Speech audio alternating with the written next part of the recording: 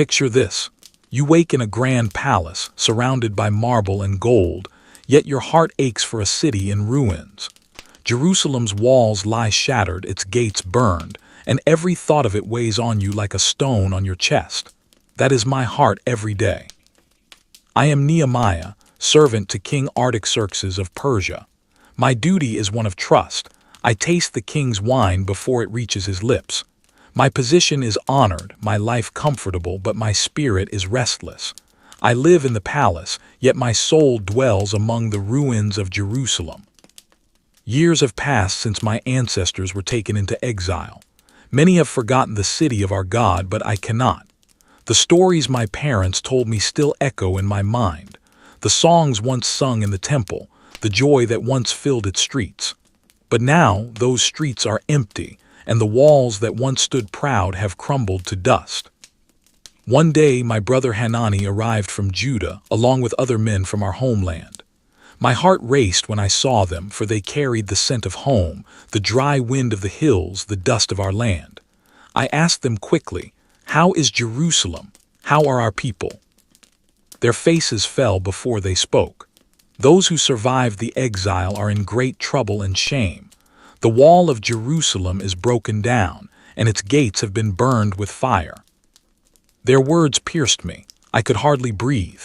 The city of my fathers, the dwelling place of my God, lay exposed and helpless. That night I sat alone, and tears came without end. I wept for my people, for the city, for what had been lost. Days turned into nights, and still I could not find rest. I fasted and prayed, speaking to God as one speaks to a friend long absent. I confessed our sins, mine, my family's, my nation's. We had turned away from his commands, yet I knew he was faithful still.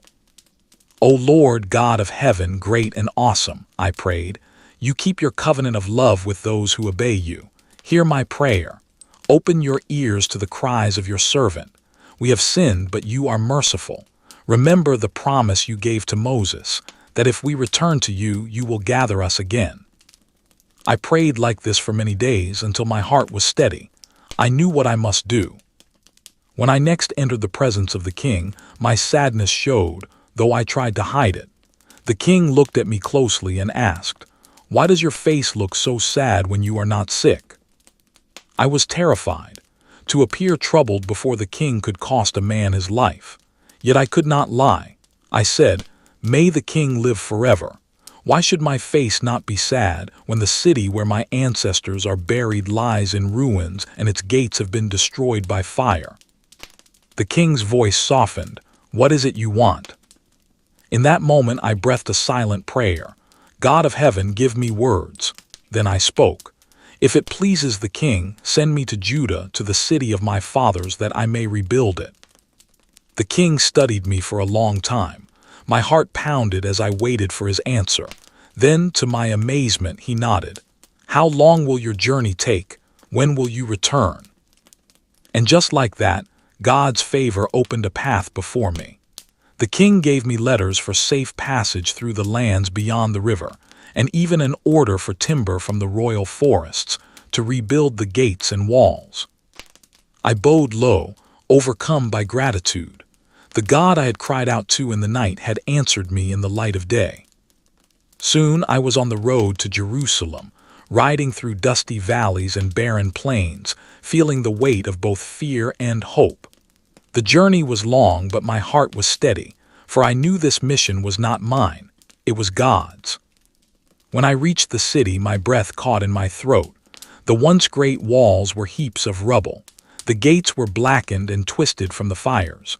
The temple stood, but the heart of the city was gone. I walked through the ruins in silence, seeing the scars of years of neglect. That night I rode out alone under the moonlight. The streets were quiet, the air heavy with the scent of ash and dust. I passed through the valley gate and the dragon spring, inspecting the broken stones and fallen beams. No one else knew of my journey or my plans. Only God and I walked those ruins together.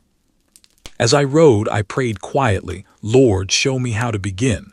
Give me strength for what must come." And in that silence, beneath the broken walls of my home, I felt a quiet answer rise in my heart: "Begin." The task was impossible by human strength, yet I knew it had already begun in spirit. For the first time in years, I felt something other than sorrow. I felt purpose. I turned my horse toward the city once more, the moonlight glinting off the shattered stones. What was broken would rise again. When morning came, I gathered the people I had called together. My heart was full of hope, but I also knew that rebuilding a city would not be easy.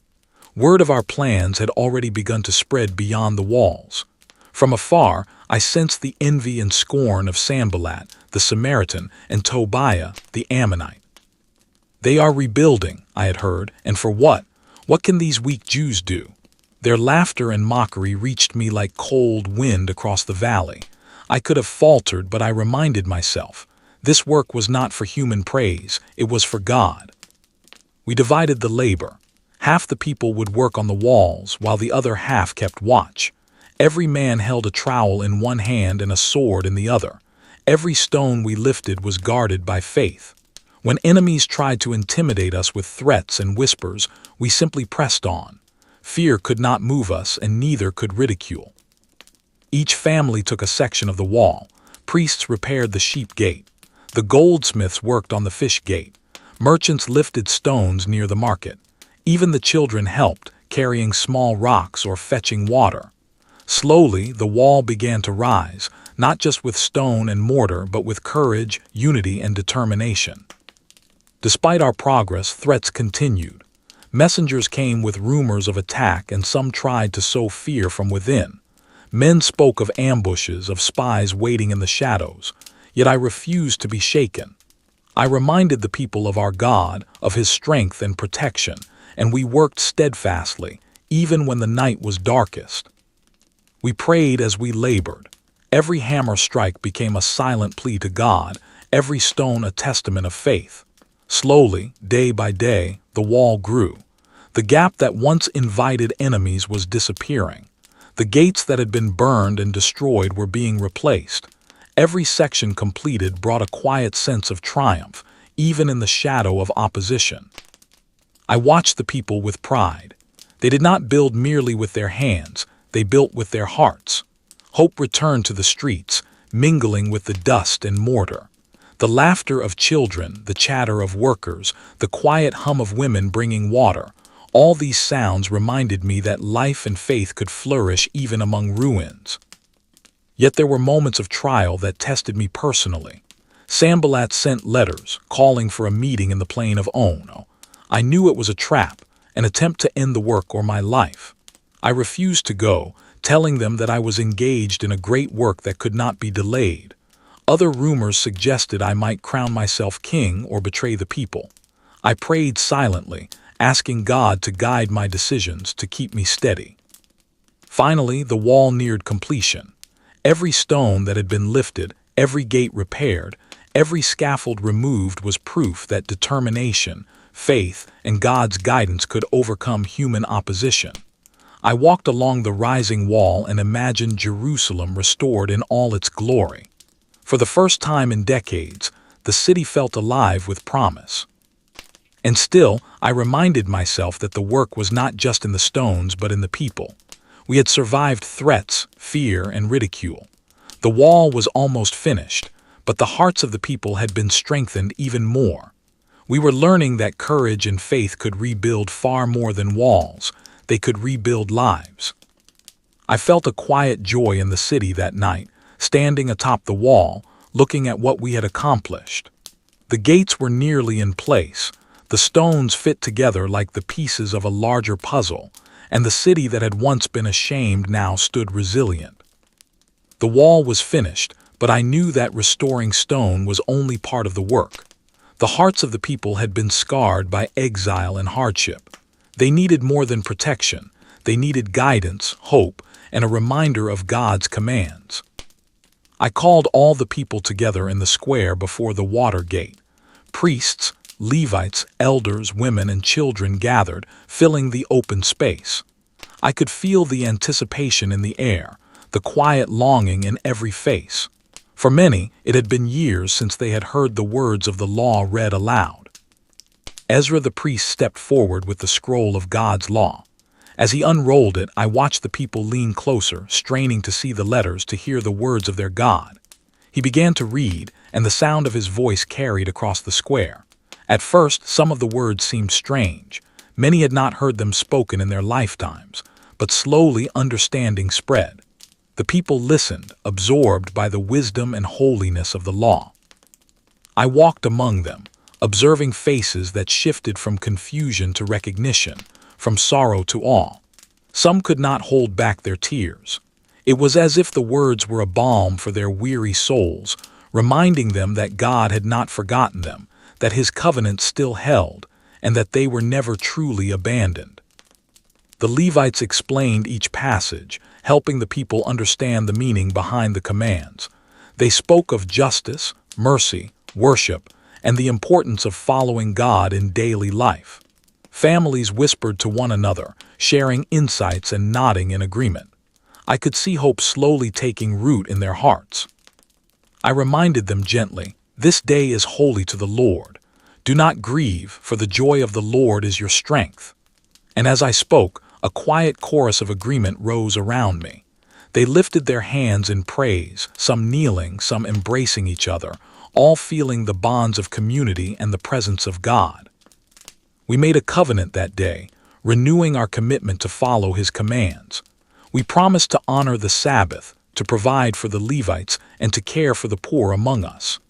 The elders who had survived the exile blessed the younger generations and reminded them of the faithfulness of God through all the years of hardship. When the day turned to evening, I ensured the city had watchmen, so that the protection of the walls and the safety of the people would continue. Then, as families returned to their homes, a sense of peace settled over Jerusalem. The city had been rebuilt with stone, but now its heart had been rebuilt with faith and unity. I continued to pray daily, asking God for wisdom, strength, and protection, not only for myself, but for all who lived in the city. I encouraged joy and gratitude, knowing that work and faith must be accompanied by celebration and recognition of God's goodness. The temple was filled with the songs of priests and Levites once more. Children played in the streets, markets hummed with life, and families gathered to share meals. And in all of it, I felt the quiet presence of God guiding us, strengthening us, and reminding us that restoration is more than stone and wood. It is the renewal of spirit. At night, I often walked along the completed wall. I could see the lights of homes, hear the soft laughter of children, smell the air after the rain. I whispered prayers of thanks for the city, the people, and the God who had guided our hands. I felt a deep contentment, knowing that what had been broken was being made whole again, not only in form, but in faith. The wall was complete. Jerusalem stood strong, its gates repaired, its stones set firmly after 52 days of labor. I walked along the top, feeling the cool breeze against my face, and I could see the city alive again. The streets hummed with the quiet rhythm of daily life. Families prepared their meals, children played, and the priests offered prayers and sacrifices in the temple. The city that had been silent and broken now had a heartbeat. Even with the walls finished, I knew my work was not yet done. The hearts of the people needed guidance, their spirits needed care, and the law of God needed to live within them, not just be read aloud. I continued to encourage them, reminding them of God's commands, teaching them to honor the Sabbath, to care for one another, and to live justly. I walked among the people, listening, correcting, and praising where it was due. I refused any personal gain, living simply alongside those who labored beside me. In doing so, I hope to show that true leadership is service, and that God's work is done best through humility and faithfulness. We gathered often in the temple.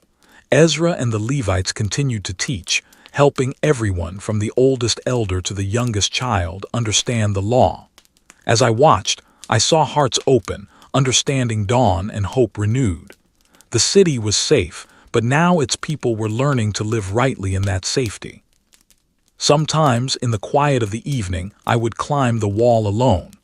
I looked out over the hills, over the fields and vineyards that had begun to thrive again. I whispered prayers of thanks for God's guidance and protection, asking for continued wisdom in my leadership and for His blessing on the people. I thought of the journey from the palace to Jerusalem, of the tears I had shed, the challenges we had faced, the threats we had endured. Every obstacle had been met with faith, courage, and perseverance. The wall was a symbol, but the restoration of our hearts was the true triumph. The city at night was peaceful. Lanterns glowed in windows. The soft sounds of conversation and laughter drifted through the streets, and the air smelled of fresh stone, soil, and rain. I felt the weight of worry lift, replaced by a profound sense of calm. God had been faithful. He had guided my hands and the hands of the people. What had seemed impossible had been accomplished. As I stood there, I realized that even after walls are rebuilt and gates restored, the most important work is in the hearts of those who live inside. Jerusalem's walls would protect the city, but faith, courage, and devotion would protect the people. That truth was greater than any stone or timber. Tonight I rest knowing that the city is safe, the people are learning, and God's presence fills every street and home. The work is done, but His guidance continues. The walls may stand for generations, but the faith of the people, renewed and steadfast, will endure forever.